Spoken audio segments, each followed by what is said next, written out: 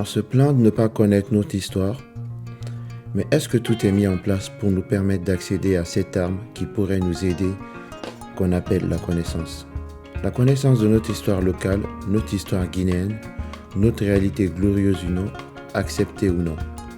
Est-ce de notre faute si notre génération curieuse ne peut malheureusement que se retrouver sans branche à laquelle s'accrocher, à cet arbre de la connaissance qu'est notre culture, et qui à défaut retrouve confort dans la connaissance et la maîtrise des autres cultures, leur appréciation et de ce fait une méconnaissance de la nôtre? Suite à mon voyage en Colombie, j'ai eu un éveil de conscience sur mon si cher pays, la Guinée, et sur le fait qu'ils mettent ou pas tout en œuvre pour garder et surtout partager sa culture, tant pour les locaux que pour les étrangers. Et par culture, je veux dire rites, coutumes, us et autres traditions ancestrales. Vous allez me dire, Aimé, t'es trop méchant, et qu'en Guinée, nous n'avons pas de problème, car la culture est présente.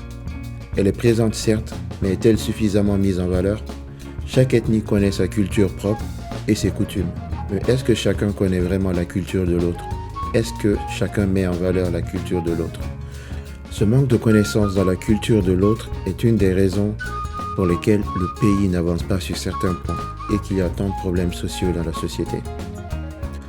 Je rappelle que notre culture, aussi ancienne qu'elle soit, nous appartient. On peut décider de ne pas être d'accord avec certains points, ce qui est légitime, mais on ne peut pas l'ignorer et nier son existence, ou même manquer de volonté de la connaître.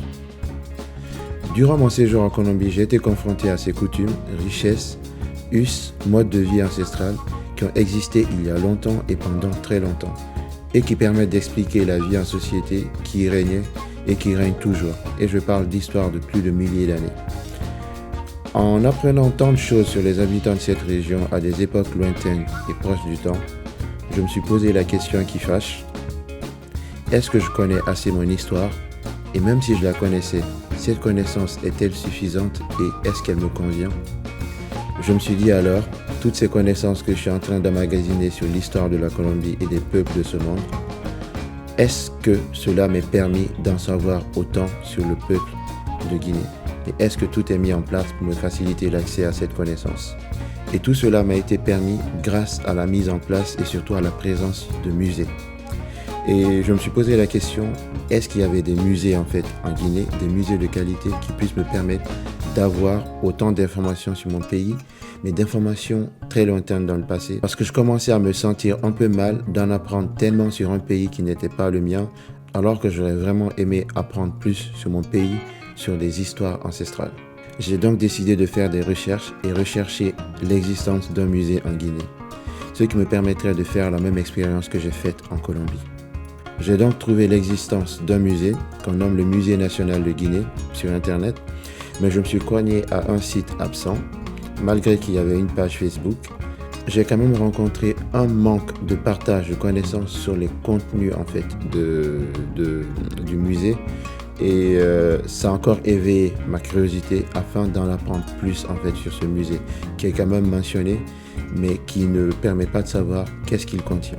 Je ne dis pas qu'il n'y a pas d'accès à notre culture en Guinée, mais la question était de savoir est-ce que cet accès est durable? Est-ce qu'on est partageable? Et est-ce que les connaissances qu'on a sont suffisantes pour combler nos problèmes sociaux? Et est-ce possible de la maintenir et l'entretenir dans le temps? Voici ce que j'ai pu donc trouver sur le Musée national de Guinée. Le Musée national de Guinée, ou Musée national de Sandervalia, se trouve dans le quartier Sandervalia à Conakry.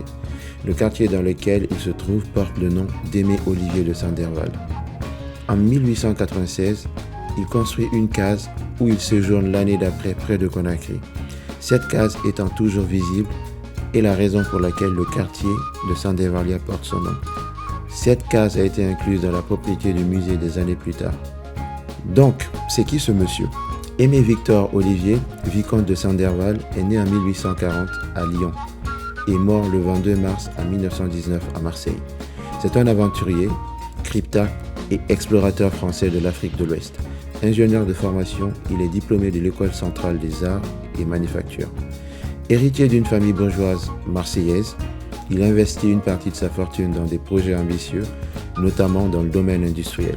Il est ainsi l'inventeur d'un vélocipède et fonde une usine de fabrication de cycles. C'est cependant lors de ses expéditions en Afrique de l'Ouest, notamment au Fouta Djallon, qu'il laisse la plus forte empreinte.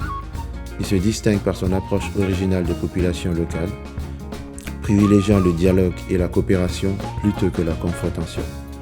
Cette philosophie le conduit à nouer des relations privilégiées avec les Peuls, qui le considèrent comme un égal et lui accordent des titres honorifiques. Après son retour en France, il continue de s'intéresser aux questions coloniales et aux relations internationales. Lors de ses voyages en Guinée, il a écrit de nombreuses œuvres en lien avec la région du Fouta Djallon. Je cite De l'Atlantique au Niger par le Fouta Djallon, La conquête du Fouta Djallon, Les rives du Concouré de l'Atlantique au Fouta Djallon.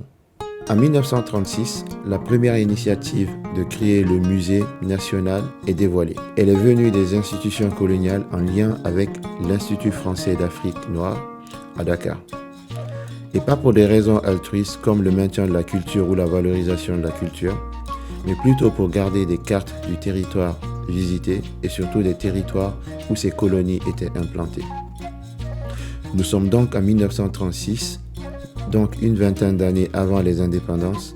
On peut dire que la notion de création de musée n'était pas une réalité très dans la tête des Guinéens. En 1947, Georges Balandier, chercheur homme de sciences et directeur de l'IFAN à Conakry, qui avait à son compteur plusieurs publications de l'Afrique, effectue pendant 3 ans une collecte d'objets ethnographiques qu'il présente au public en 1950. Pourquoi aucun Guinéen n'a pensé à poursuivre cette tâche afin de permettre aux différentes cultures de se connaître mutuellement? Après l'indépendance de la Guinée, le centre IFAN est composé du musée, d'une bibliothèque, d'un laboratoire de biologie marine, d'un jardin botanique expérimental et des archives. Celui-ci est transformé en Institut national de recherche et de documentation de Guinée, qu'on nomme INRDG. En 1969, l'INRDG est érigé au secrétariat d'État à la recherche scientifique et dans la foulée, le musée évolue dans cette nouvelle structure pendant 17 ans, jusqu'en 1986, date à laquelle il devient une section de la Direction nationale de la culture. On se rend compte qu'au fil des années, des changements des structures ministérielles, la Direction nationale de la culture change de tutelle.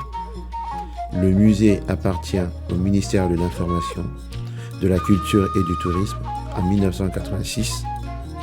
Puis il devient sous la tutelle du ministère de la Jeunesse, de la Culture et des Arts et du Sport en 1992. Et ensuite, il devient sous la tutelle du ministère de l'Enseignement supérieur et de la Recherche scientifique et de la Culture en 1995.